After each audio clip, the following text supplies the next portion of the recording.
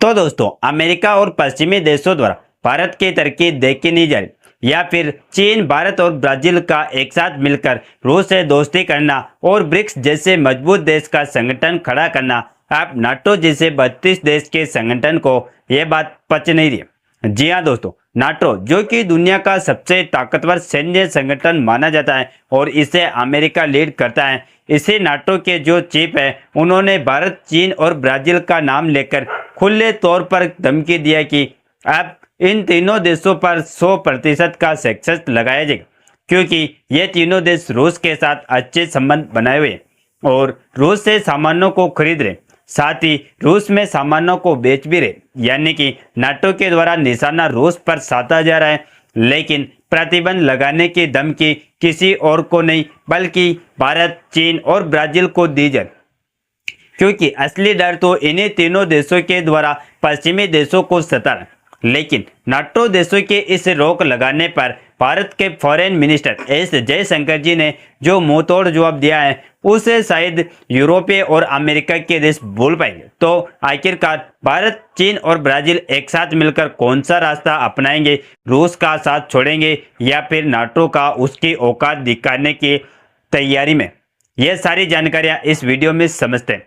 नमस्कार दोस्तों, मैं राधेश्याम और आप देख रहे हैं KSR न्यूज 24। देखिए, नाटो जैसे बड़े संगठन द्वारा भारत को धमकी दी गई है कि रूस से व्यापार करने के कारण इसमें कौन क्या चल रहा है, इसमें दूध का दूध और पानी का पानी तो ही हो जाएगा। लेकिन हमारी बातें आपको आसानी से समझ में आए उससे पहले आप ये समझिए कि आखिरकार नाटो है क्या।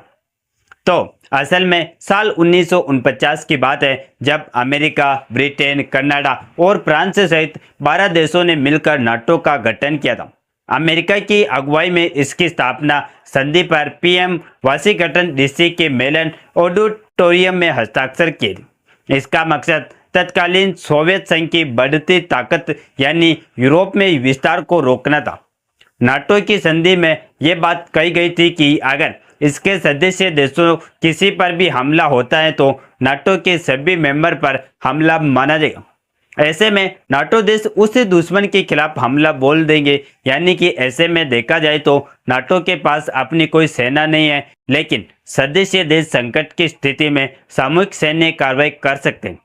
कहने का मतलब यह है कि सदस्य देश मिलकर एक दूसरे की मदद करते हैं। सरल लहजे में इसे ऐसे समझ सकते हैं कि नाटो के सदस्य देशों को स्वतंत्रता और सुरक्षा की गारंटी देना है, इसका लक्ष्य है। और कुल मिलाकर अमेरिका इसका लीडर बना हुआ है, क्योंकि इसका गठन अमेरिका ने अपने हित साधने के लिए किया था, ताकि अगर अमेरिका से भी कोई भिड़ने की कोशिश करे तो उन्हें पहले इन नाटो से सामना करना पड़े, जो किसी एक देश के लिए संभव नहीं।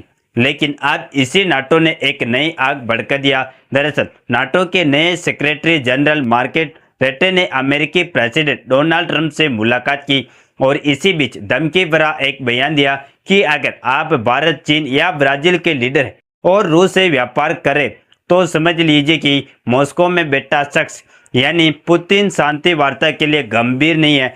मैं 100% सेकेंडरी सेक्शन लगाने जा और यह आपको बहुत भारी पड़ सकते हैं। दरअसल भारत, चीन और ब्राजील को अल्टीमेटम देते हुए 100% सेकेंडरी सेक्शन लगाने की बात कही है। इतना ही नहीं बल्कि धमकी भरे लहजे में इन्होंने यह तक कह दिया कि भारत, चीन देशों को पुतिन को फोन करके युद्ध रुकवाना चाहिए, वरना उनकी खुद की अर्थव्यवस्था तबाह हो जाएगी। अब आप पूछेंगे कि नाटो को अचानक इतनी मिर्ची क्यों लगी? तो देखिए, रूस यूक्रेन युद्ध वॉर को 3 साल हो चुके और यह युद्ध रुकने का नाम नहीं ले रहा। पश्चिमी देशों ने रूस पर हजारों प्रतिबंध लगाए, यह सोचकर कि रूस की अर्थव्यवस्था घुटने टेक दी और वह युद्ध बंद कर देगा। लेकिन क्योंकि भारत और चीन जैसे देशों ने रूस की नैया को डूबने से बचा लिया, इसीलिए पश्चिमी देशों ने जैसा सोचा था उसका बिल्कुल उल्टा।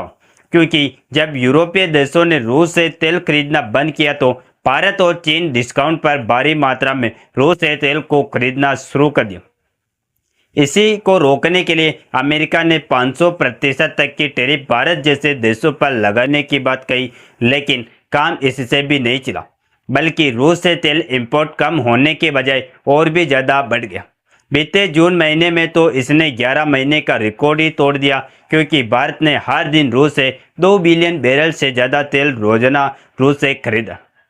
इससे रूस को पैसा मिलता रहा, जिससे उसकी वॉर इकोनॉमिक चलती रही। ऐसे में पश्चिमी देशों की यही सबसे बड़ी बात चल रही है, इसीलिए आप वह उस लाइफ लाइन को ही काटना चाहते, लेकिन प्राइमरी प्रतिबंधों से नहीं बल्कि सेकेंडरी प्रतिबंधों से, क्योंकि प्राइमरी सेशन सीधे रूस पर लगते हैं, जैसे कि रूस की कंपनियों को बंद कर देना या फिर उनके बैंकिंग सिस्टम को ही बंद करवा देना।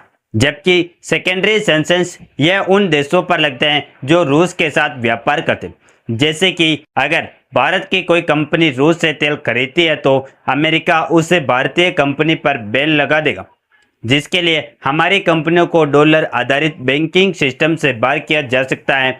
साथ ही हमें पश्चिमी तेल टेक्नोलॉजी, लोन और इंश्योरेंस मिलना भी बंद हो सकता है।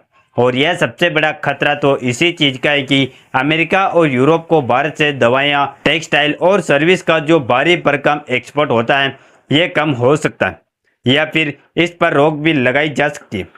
यानी कि यह सवाल उठाना लाजमी है कि क्या भारत को अब अमेरिका और रूस में से किसी एक को चुनना होगा, क्योंकि पश्चिमी देशों का दोगलापन इस तरीके से सामने आया है कि अब तक की जो पॉलिटिक्स का यह सबसे बड़ा क्षण प्रतीत हो रहा है। फिलहाल मैं आपको एक बार क्लियर कर दूं कि नाटो के दम की जरूर इस बार तीनों देशों को एक साथ मिला है, लेकिन ऐसा नहीं है कि भारत से यह सवाल पहली बार पूछा गया, बल्कि देखा जाए तो जब भी हमारे विदेश मंत्री एस जयशंकर जी यूरोप या अमेरिका जाते हैं तो उनसे यह सवाल जरूर पूछा जाता कि आप रूस से तेल क्यों खरीदें, और आपको उनका वह ऐतिहासिक जवाब तो याद ही होगा जहां उन्होंने कहा था हम रूस से तेल खरीद कर असल में दुनिया पर एक उपहार करें। क्योंकि सोचिए, अगर हम ये तेल रूस से ना खरीद कर मिडल ईस्ट से खरीदते तो मार्केट में तेल की कमी हो जाए और कीमतें आसमान छूने लगती। और हाल ही में एक रिपोर्ट भी निकल कर आई थी जिसमें बताया गया था कि भारत ने दुनिया को बचा लिया, क्योंकि अगर नहीं खरीदा होता रूसी तेल तो आज कच्चे तेल की कीमत $130 को पार कर गई होती, जो कि आज 65 से 70 डॉलर के बीच है। फिलहाल नाटो और अमेरिका की सीधी धमकी के बाद हमारे पास गिने चुने ही विकल्प हैं, या तो दबाव में झुक जाए और भारत धीरे धीरे रूस से तेल खरीदना कम कर दे और अमेरिका के साथ बातचीत करके इन प्रतिबंधों से बचने की कोशिश करे, लेकिन इससे हमारी एनर्जी सिक्योरिटी और इकोनॉमी पर असर पड़ेगा। इसीलिए हमें डटे रहना होगा और भारत अपने स्टैंड पर कायम रहे, साथ ही कहे कि हम एक स्वतंत्र देश और अकेले अपने फैसले खुद लेंगे, जिसके लिए हमें ग्लोबल साउथ के बाकी देश जैसे ब्राज़ील, दक्षिणी अफ्रीका को साथ लेकर पश्चिमी दबाव के खिलाफ एक मोर्चा बनाना पड़ सकता है। सबसे अच्छी बात तो यह है कि रूस युद्ध को बंद करने को तैयार हो जाए, जिससे ये पूरा संकट ही टल जाए। वैसे तो यह समय भारत के विदेश नीति की सबसे बड़ी परीक्षाओं में से एक है। बाकी आपके इस पर क्या विचार है, अपनी राय कमेंट में ज़रूर बताएं और इस वीडियो को एक लाइक करके अपने मित्रों तक शेयर जरूर करें, ताकि उन्हें भी जानकारी मिल सके। इसी तरह और भी नॉलेजेबल वीडियो देखने के लिए हमारे चैनल KSR न्यूज को सब्सक्राइब करके बेल आइकन को ऑल पर जरूर सेलेक्ट करें। जय श्री राम, जय जय भारत।